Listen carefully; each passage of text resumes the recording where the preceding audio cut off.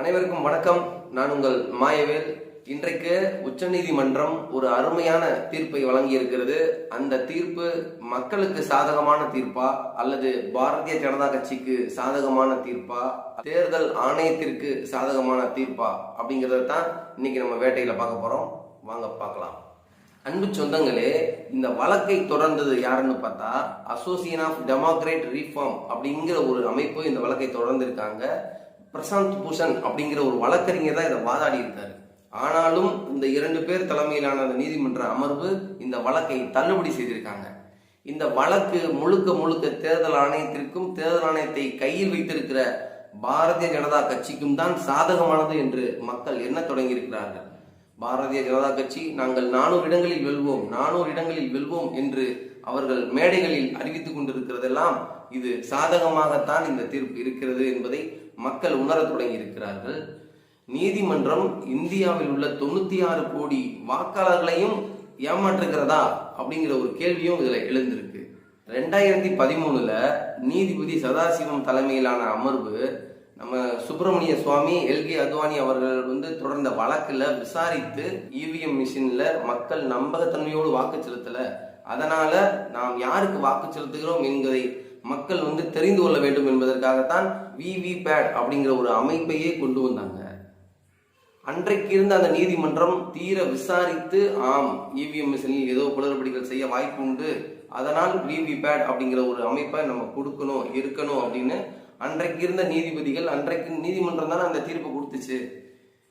அந்த தீர்ப்பின் அடிப்படையில் தானே விவிபேட் அப்படிங்கிற ஒரு அமைப்பை உருவாச்சு. விவிபேட் அப்படின்னா என்ன?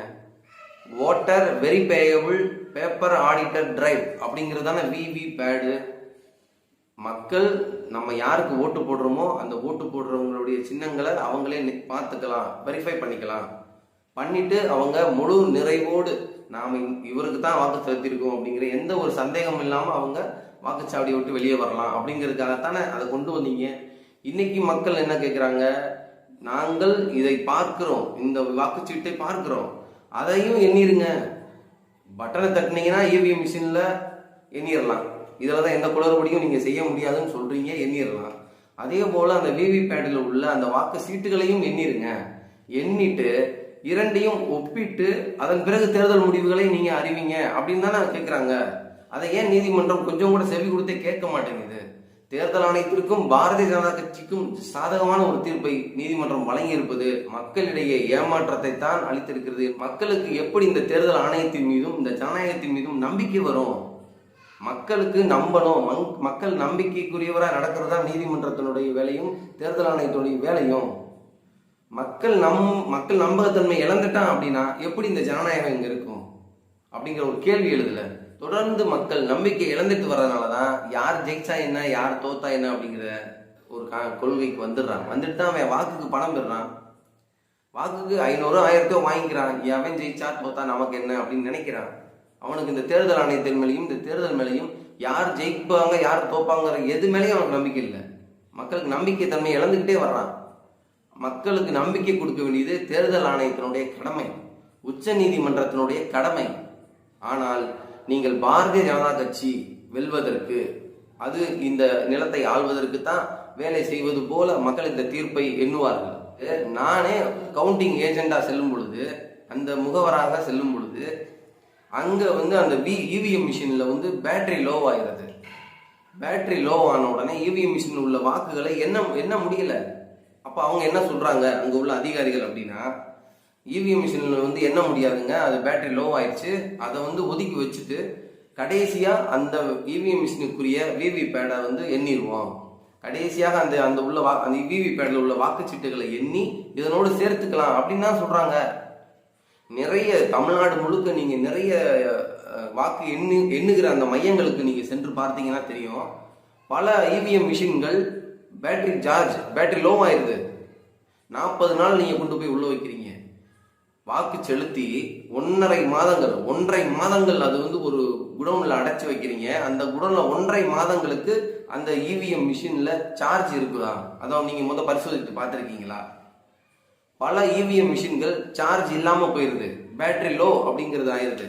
அவங்க எண்ணும் பொழுது அவங்கள ஆன் பண்ணி காட்டுறாங்க, பேட்டரி லோன்னு காட்டிட்டு எந்த ரிசல்ட்டும் காட்ட மாட்டுது. அப்ப ரிசல்ட்டை காட்டாத அந்த இவிஎம் மிஷின்ல விவிபேட்ல உள்ள சீட்டுகளை எண்ணி தான் எங்க கிட்ட சொல்றாங்க, இன்ன கட்சிக்கு இத்தனை ஓட்டு, இன்ன கட்சிக்கு இத்தனை ஓட்டு, பாருங்க பாருங்கன்னு காமிச்சு போடுவாங்க. அதை தான் மக்கள் சொல்றாங்க. நீங்க ஒரு தமிழ்நாடு முழுக்க என்ன போறோம் அப்படின்னா அதுல பல மிஷின்கள் பேட்டரி லோ ஆயிட்டு அதை எண்றீங்க. அதற்கு பதிலாக அனைத்து மிஷின்களையுமே எண்ணி விடுங்க, அவ்வளவுதான். அனைத்து விவிபேட்ல உள்ள சீட்டுகளையும் எண்ணி இவிஎம் மிஷினில் உள்ள அந்த முடிவுகளையும் விவிபேட்ல உள்ள முடிவுகளையும் இணைச்சு ஒப்பிட்டு பார்த்து சரி அப்படின்னா அதை வெளியிட்டீங்கன்னா மக்கள் இந்த தேர்தல் ஆணையத்தின் மீதும் நீதிமன்றங்கள் மீதும் முழு நம்பிக்கையோடு வாக்கு செலுத்த வருவார்கள். தங்களுக்கான தலைவர்கள் இவர்தான் என்று தேர்ந்தெடுக்கிற ஒரு உந்துதல், ஒரு ஊக்க சக்தியாவது இருக்கும். தொடர்ந்து நீதிமன்றங்களும் தேர்தல் ஆணையமும் ஆளுகிற பாரதிய ஜனதா கட்சிக்கு ஆதரவாக செயல்பட்டால் மக்களுக்கு தேர்தல் மீதும் தேர்தல் ஆணையத்தின் மீதும் நம்பிக்கையற்று போய்விடும். மக்கள் இதற்கு எதிராக கிளர்ந்து போராடுகிற நிலைமை உருவாகிவிடும் என்பதால் நீதிமன்றங்கள் இது போன்ற தீர்ப்புகள் அளிக்கும் பொழுது மக்களின் நிலையை, மக்களின் குரலை கேட்டு அறிந்து அதன் பிறகு இந்த தீர்ப்பை அளிக்க வேண்டும். இந்த தீர்ப்பு முற்றிலும் பாரதிய ஜனதா கட்சிக்கு ஆதரவான தீர்ப்பு. பாரதிய ஜனதா கட்சியின் கைக்கூலியாக வேலை செய்கிறது தேர்தல் ஆணையம் என்றுதான் மக்கள் நம்புவார்கள். தேர்தல் ஆணையம் ஒரு தன்னாட்சி அதிகாரம் கொண்டது அப்படிங்கிறது இங்கே பொய்யாக உடைந்து போயிருக்கிறது. மக்கள் நீதியையும் நீதிமன்றத்தையும் தான் நம்பி இருக்கிறார்கள். நீதிபதிகள், நீதிமன்றங்கள் தேர்தல் ஆணையத்திடம் நீங்கள் விவிபேடில் உள்ள வாக்குச்சீட்டுகளை எண்ணுவதில் உங்களுக்கு என்ன சிக்கல் இருக்கிறது, அதை எண்ணி சொல்வதில் என்ன சிக்கல் இருக்கிறது, மக்களுக்கு தெளிவுபடுத்த வேண்டியது உங்கள் கடமை. நீங்கள் மக்களுக்கு சந்தேகம் வராத அளவுக்கு தெளிவுபடுத்த வேண்டும் என்றால் விவிபேடை எண்ணி இவிஎம் மிஷினில் உள்ள வாக்குகளையும் எண்ணி இரண்டையும் ஒப்பிட்டு நீங்கள் தேர்தல் முடிவுகளை சொல்வதில் உங்களுக்கு என்ன சிக்கல் இருக்கிறது என்பதை நீதிமன்றங்கள் விசாரித்து அதற்கான தீர்ப்பை வழங்கியிருக்க வேண்டும். தேர்தல் ஆணையத்திடம் நீங்கள் முறையிடாமல் தேர்தல் ஆணையத்திற்கு நீங்கள் கட்டளையிட வேண்டும். மக்களின் நீதி, மக்களின் உரிமை, மக்களின் நம்பிக்கைக்கு நீதிமன்றங்கள் பாதுகாப்பாக இருக்க வேண்டும் என்பதுதான் மக்களுடைய கருத்து. மக்கள் நீதிபதிகளை கடவுளாகவும் நீதிமன்றங்களை கோவிலாகவும் பார்க்கிறார்கள். நீதிபதிகள் அதை கருத்தில் கொண்டு மக்களுக்கான ஒரு தீர்ப்பை வழங்க வேண்டும் என்பது மக்களுடைய கருத்து. என் அன்பு சொந்தங்களே, மீண்டும் ஒரு காணொளியில் உங்களை சந்திக்கிறேன். நன்றி. ஜெயிக்கிற பக்கம் நிக்கிறவன் அல்ல வீரன், நிக்கிற பக்கத்தை ஜெயிக்க வைக்கிறவன் வந்தான் வீரன்.